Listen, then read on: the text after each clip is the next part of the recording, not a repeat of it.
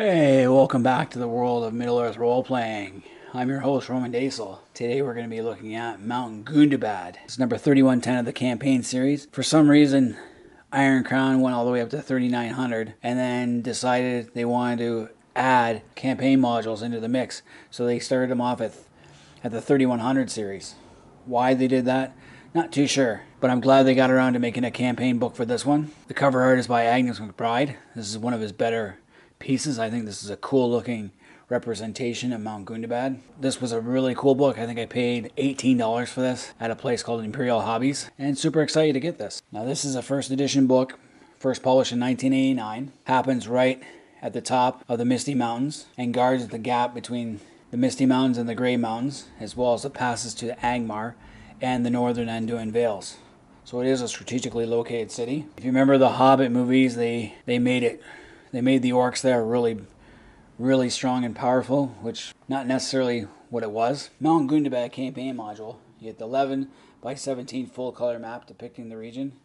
Cross section of the fortress city, detailed layouts of the spires of Gundabad, the Drake Gate, and comprehensive route maps of the pits, the mines, and the fungi caves. You always get the detailed information on orcs and men and whatever. Chambers, passages, treasures, politics, warcraft. Stats and background information for key figures like the Lord of the North, the Goblin King that rules all of the orc tribes in the Grey and Misty Mountains. Move on. Carl Wilmer was the author. Jessica Ney was the editor. Peter Fenlon, he was also a series editor. Always start off with the guidelines, definitions of terms, all sorts of other fun stuff. Nothing really too important. Applying the module to your campaign, converting stats and statistics, converting combat abilities, converting spells and spell lists. Because Iron Crown Enterprises had another game called Rollmaster that was slightly different, and you can convert stuff. And then note on levels, skill bonuses, and finally an introduction. So Mount Gundabad is the place where the dwarves awoke in the midst of time before the Elder Days, and then they all went their separate ways, except for one, the dwarves of the House of Thalor.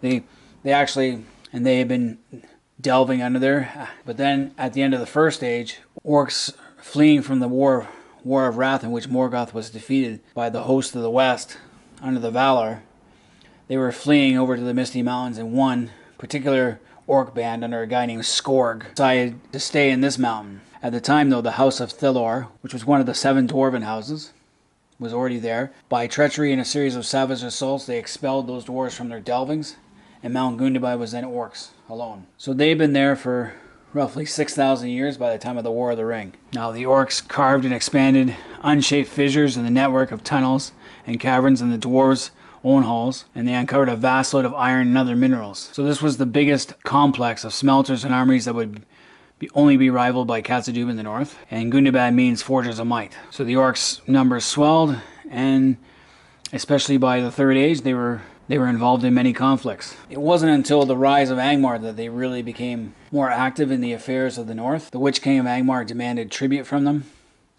and demanded troops for his campaigns. The Orcish King of Gundabad would send his host, or part of his host, to join the Angmaran assaults on the successor states of Arnor. After the fall of Angmar, Gundabad was left independent again, and later on, a guy named Azog, who was king of Gundabad, moved his seat to Khazad-dûm, where he set up shop, and then killed Thrar, which set off the war between the dwarves and the orcs. The dwarves sacked Gundabad and sacked every hold, all the way from Gundabad south to Khazad-dûm, where Azog was killed. The dwarves didn't reclaim Khazad-dûm because the Balrog was still sitting there, and the orcs of the north were diminished. But they had recovered their strength by the time of the Battle of Five Armies, and when Smaug was killed, Bolg, Azog's son, gathered the orcs, and they ascended on Erebor, which you see in the Hobbit movie, which is really not a good representation, and they were defeated again. By the time of the War of the Ring, the orcs had not yet recovered their strength and were easily defeated by Thranduil. Section 3 involves the land and the inhabitants, so it gives you an overview of the Mount Gundabad itself, which is the Twisted Spire, as well as the Cloven Spire, and then the main mountain. So it's got 3 peaks. It has climate, the flora. Alright, some of the fungus that you find in Gundabad is pretty cool. Some of it's edible, so what they eat.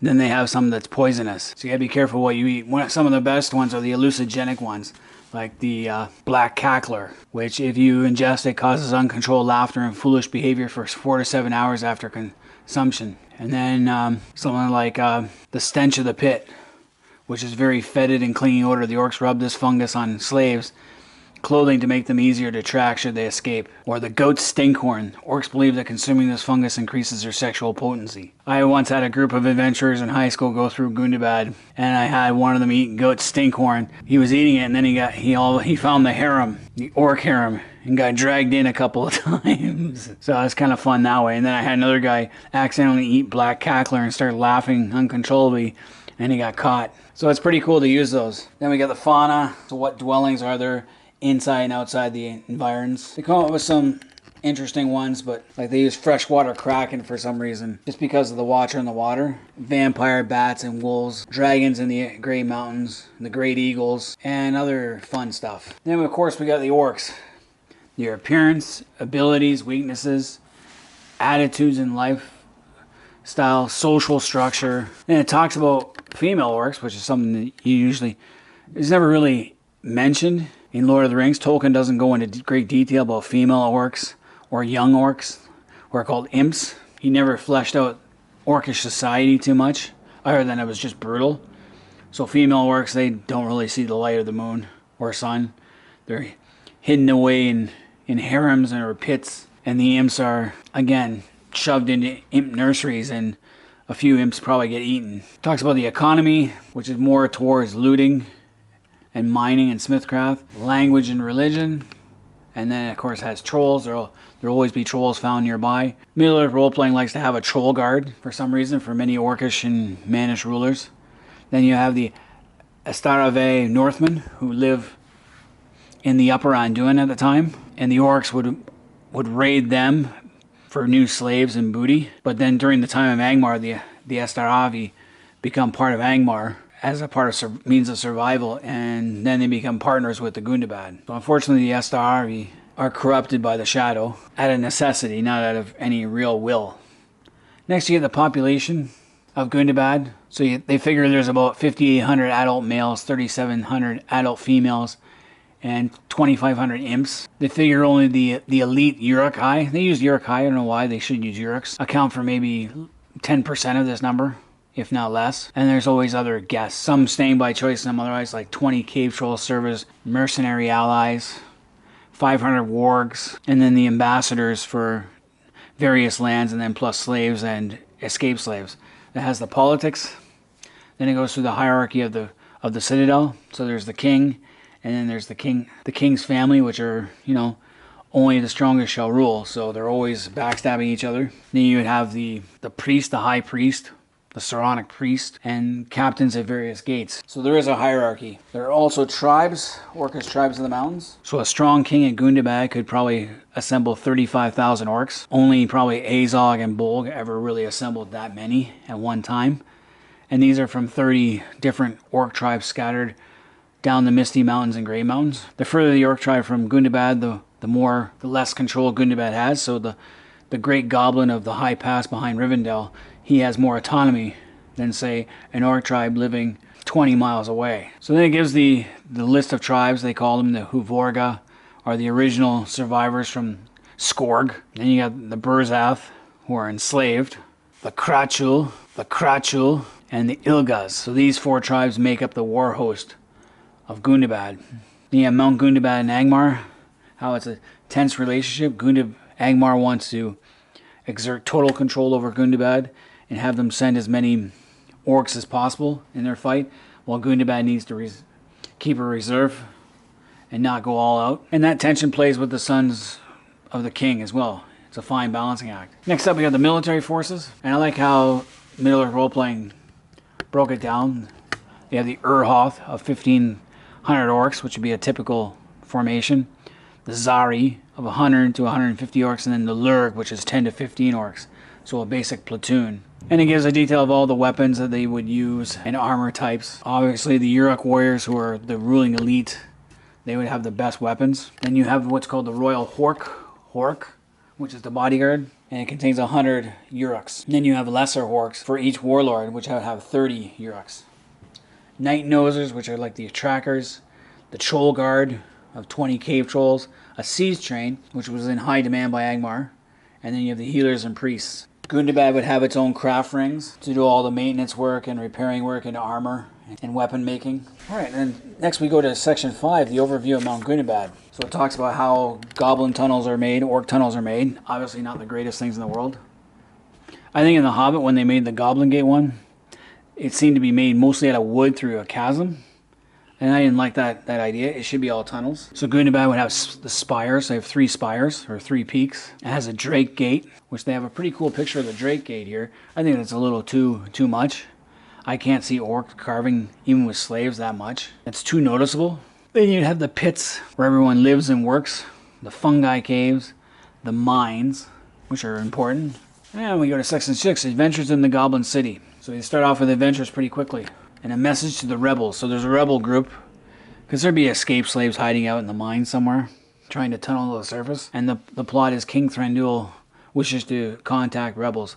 Highly unlikely. Thranduil doesn't look like the type to converse with men too much. But after a few thousand years, he might have, did something back in the day. And it gives an overview of you have to locate the rebels. This is one we tried.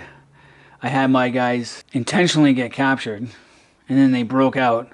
And they got scattered throughout the 4 winds. Like I said, one of the guys I had, he took one of those fungi that made him sexually attractive and got stuck in a harem.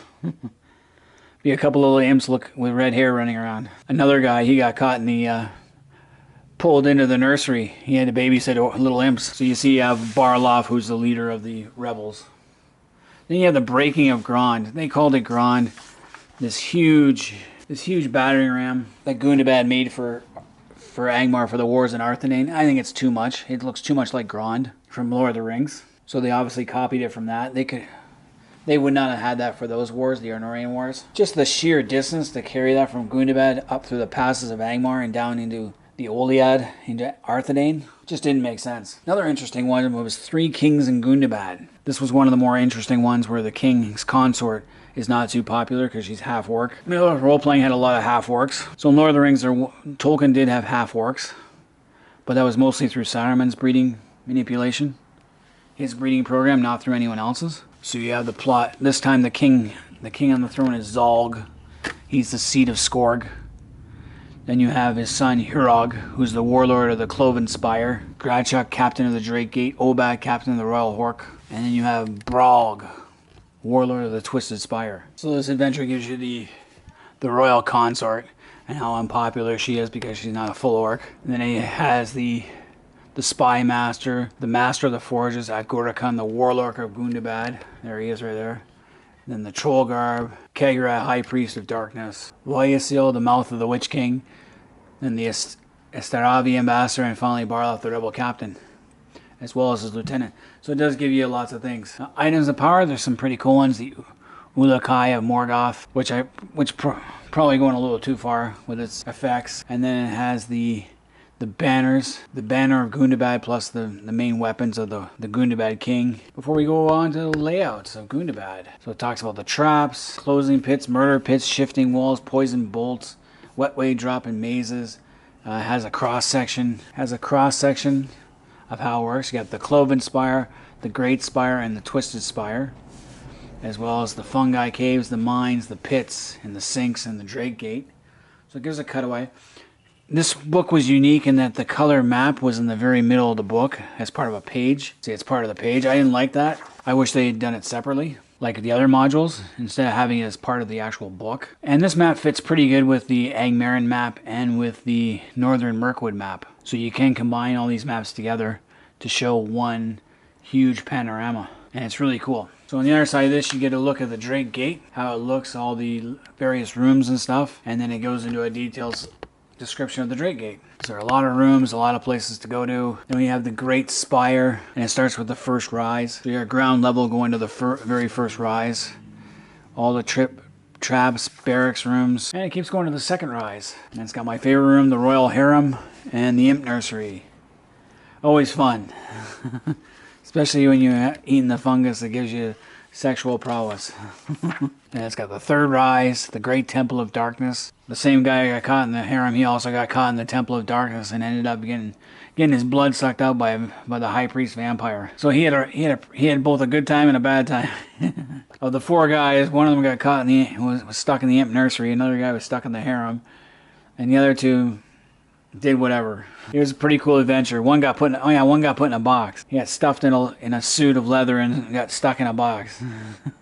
Bring out the gimp. So you go to the chambers of the Astaravi ambassador, who's like on the low end of the totem pole. The royal treasury. Then it goes to the 4th rise with its throne hall and the royal chambers. The Goblin King's overlook and the chambers of the consort. 9,000 stairs. And finally, Skorg, the Crypt of Skorg. So in order to become the next king, after you've defeated all your rivals, you have to spend a night in the Crypt of Skorg. Because Skorg is still, I guess, rises from the dead as a ghost and scares the hell out of you. Then it goes on to the Cloven Spire. So it's unique in the fact that it has some bridges connecting each part of it. Same idea as the Great Spire. The Cloven Spire, same rooms, just different stuff. The Twisted Spire is exactly the same as well. It'll have the same type of rooms. Just the only difference is numbers of orcs you find. There are more orcs in the Great Spire than in the Cloven or Twisted Spire. The guard room smaller, and then you have the pits. So you get dungeons, armories, garbage pits, wet docks, slave pits, officer caves, taverns. In the first upper sink, you have unique areas like the butchery. The second sink, each sink is pretty much the same. Not much difference, just the arena, which is kind of cool. The great forges of Gundabad, which are shown over there. That was a pretty cool layout. One thing I liked about The Hobbit, when they showed the Erebor's the forges, I thought it was really cool. It was huge and vast. Didn't like the fact that the 13 dwarves tried to fight Smaug too. That was over the top, because it never happened in the book. Then we go down to the 3rd sink, finally the 4th sink, and the fungus caves. So with a little lake in the middle. Orcs have got to eat somehow. And fungus would be one of their main. Then the mines, with unique areas in the mines. So it has the rebels' refuge. And then finally we got the orcish guard tower on top. I can't see the orcs building anything like this. So it might be a former Manish site, who knows. But they do have guard towers out in the surrounding countryside. Or out in the surrounding mountain areas. And then finally you go to Mount Gundabad at other times. So 2940, when Bolg is there. And then First Age 1, after the War of the Ring, when 3/4 of its war hosts were destroyed at the Battle of Five Armies, were not repaired, when Sauron in the War of the Ring. So you reduce the females in the city by 20% and the warriors by about 70%. So it gives you a political map of the different things. The height of Azog's kingdom in 2793. Then you have the Ethiod lands, and then they became the Eothram up there. The Grey Mountain Dwarfholds. Bolg's attack on Erebor. Orc campaign of the early 319. And then Thranduil's campaign versus Gundabad in late 319. I don't quite remember Thranduil doing that. I think the orcs, they invaded in early TA 319 and then they fought under the trees, which did great devastation, but then Thranduil later headed south and met with Celeborn down in Dol Guldur. Next you get a Great Beast table and a random features table. So it tells you how to navigate mines and stuff like that, and the passages. Random maze table is also here. Master encounter tables for various areas outside of and inside Gundabad. And then the master NPC table. So you get all the characters you'd find in those 3 adventures, as well as other times. And then my favorite, the master military table. Gives you the breakdown of the experienced warriors, adult warriors, and young warriors from all 4 tribes that make up the main Gundabad force, as well as the siege train, trackers, bodyguards. Even goes down to female orcs and orc imps, slaves, and rebels. And then finally you have a product listing. That is Mount Gundabad in a very quick nutshell. Me and my friends had a lot of fun playing this scenario. This is probably in my top 5 books, campaign books. I really enjoyed it. My friends enjoyed it. It was fun, made it funnier, and this is what made Middle-earth role-playing so enjoyable. And so much better than D&D. Anyway, anyone else out there who's ever played this game or has it, let me know what you guys thought in the comment section. Until next time, this has been Roman Daisel. I'm out of here.